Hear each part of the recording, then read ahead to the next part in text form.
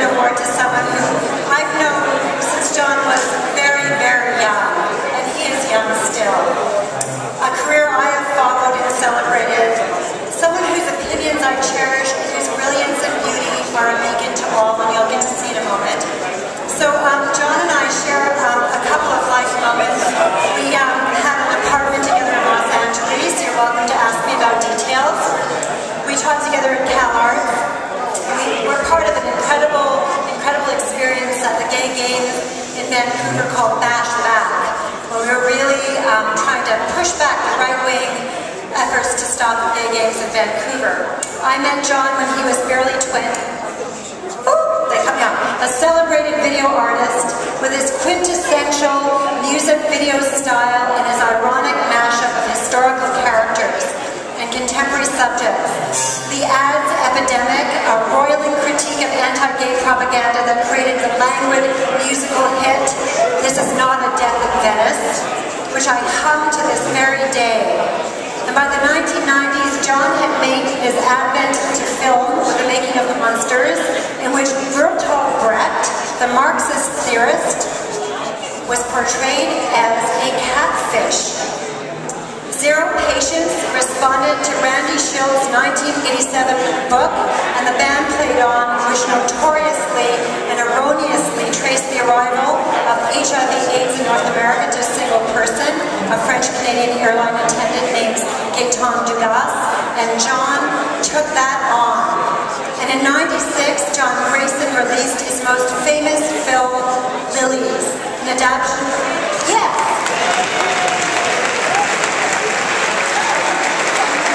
Michel Marcouchard's play Les Fillettes, Le Drame Romantique. The film won 4 Genies for Best Action, Best Costume Design, and Best Overall Song. And John danced gracefully between feature film and series television director as queer as folks. In 2003, John and composer David Wall created Fig Trees, a video opera about the struggles of South African AIDS activist Zaki Ahmed.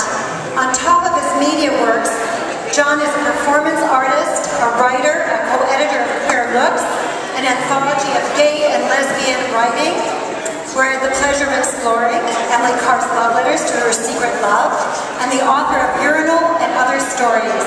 John won the Bell Canada Award for Video Art in 2007.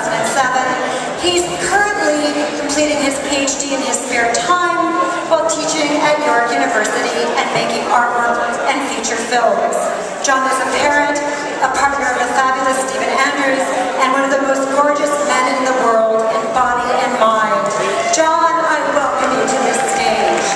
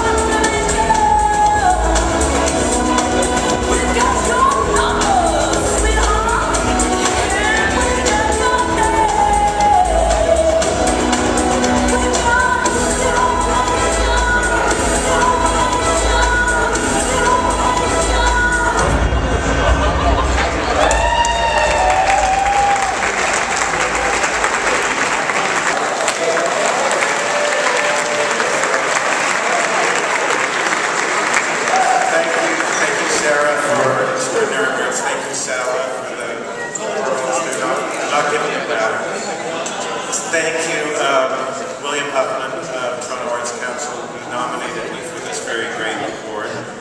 Thanks to the dancers. I haven't seen that live in quite a while. It's very special. Thanks to the waiters for not wearing shirts.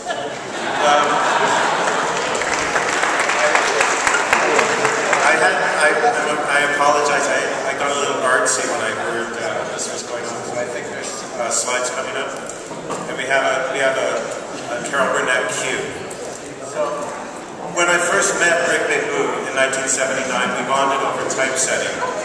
A writer and activist, he was also designer of the Body Politic, the legendary gay rights magazine, which at that moment was fighting obscenity charges stemming from a thoughtful article they published about man-boy love. A difficult topic then and now, needless to say.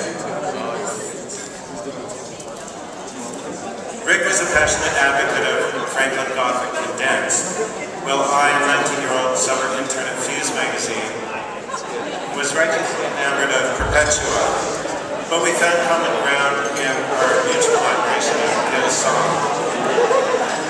And he encouraged me to write an article for the BP. So I did, The Box Boys, a weird image text fiction piece exploring the difficult topic of Queen West performance art versus Church Street brunch culture, as told through fake newspaper clippings. The collective didn't want to publish it. After all, the piece barely pissed on the then gods of gay culture, Palace and Streisand, Brideshead and Visconti. But Rick persevered, convinced that Queen and Church might meet in some sort of typographic détente. When I last saw Rick a month ago, at the screening of my new film Fig Trees, he was in his wheelchair in very rough shape, but keen to see the film again, eager to reminisce. He brought up The Box Boys, and I was amazed that he remembered it over the span of 30 years. I told him that in many ways everything that had followed for me as an artist and activist began with that piece that he commissioned, his gesture of faith and encouragement. Many of the videos, films, and installations I've been lucky enough to make adopt the same tactics as The Box Boys, approaching difficult topics through unusual methods, in the belief that new stories need new forms of expression, new ways to break through the banalities, binaries, complacencies of contemporary culture. These have included Urinal, A Mafia Called Simon, Zero Patience, After the Bath, You Can Kiss, Lilies, Proteus, Fig Trees, and this summer I'm busy working on the difficult topics of penguin non-monogamy, gay marriage, and Israeli apartheid. On the left, my satire of the brand name consumerism that so often overtakes queer matrimony. On the right, my design for the Queers Against Israeli Apartheid bandana that we as a group will be wearing in the parade on Sunday. Needless to say, the typeface is no songs. These works grow from and are hopefully contributions to the debates we as a community have faced, the causes we've embraced, and the gains we've won over these past 3 decades. I feel very lucky to live in a community of queers that has dared to take on so many difficult topics, from man-boy love, gay male privilege, racism, transphobia, anti-Semitism, anti-Zionism, and solidarity with Palestinian queers. We've dared to stay in the room and listen to one another despite our often vast cultural and political differences. I'm extremely honored to be given this award by Pride, who in recent weeks, as we all know, have had to bravely stand up to the slanderous bullying of the Toronto Sun and Benai Breath, and have emphatically reminded all of us that Pride is a place where difficult topics and political activism are welcome and not silenced.